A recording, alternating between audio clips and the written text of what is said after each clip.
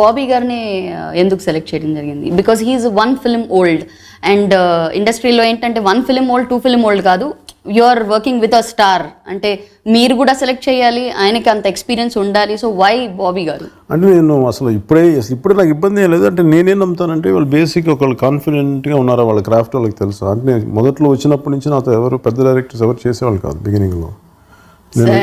నేను వచ్చిన కొత్తలో ఇప్పుడు కాదు, నేను వచ్చిన కొత్తలో ఎవరు నాతో సినిమాలే చేయడానికి సిద్ధపడేవాళ్ళు కాదు. నేను అందరు ఒకళ్ళు వీడు ఏం చేస్తారని చెప్పి అందరు చూస్తూ ఉండేవాళ్ళు. ఎందుకంటారు సార్ అప్పట్లో?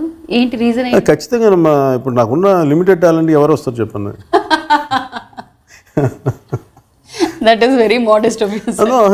అలాగే ప్రతి అంటే ఇప్పుడు మన బ్యాడ్ సైడ్ చూపిస్తే నాకు ఎప్పుడు లిమిటేషన్స్ ఉంటాయి. అలా కాకుండా నేను ఎప్పుడు నా బలహీనత అంటే నాకు లేనితనాన్ని చూపిస్తే అది లేకుండానే ఉంటుంది. అలాగని బలంగా నాలో ఏదో ఒక ప్రతి మనిషిలో ఒక ప్లస్ పాయింట్ ఉంటుంది. ఇప్పుడు అంతాక్షరిలో చాలామంది ఫెంటాస్టిక్ టాలెంట్స్ ఉంటాయి ఆ టీంలో. ఇప్పుడు వాళ్ళందరినీ కూర్చోబెట్టి వాళ్ళ బలాలు ఏంటో తీస్తాను, కానీ అసలు వాళ్ళు చేయలేదని చూపిస్తే వాళ్ళు అసలు చేతగానాల్లో ఉంటారు. అలా కాకుండా వాళ్ళకి తెలిసిన క్వాలిటీని మనం కరెక్ట్గా ఒక సరైన విధానంలో పెడితే ఫెంటాస్టిక్ పెర్ఫార్మెన్స్ లాగే అనిపిస్తారు.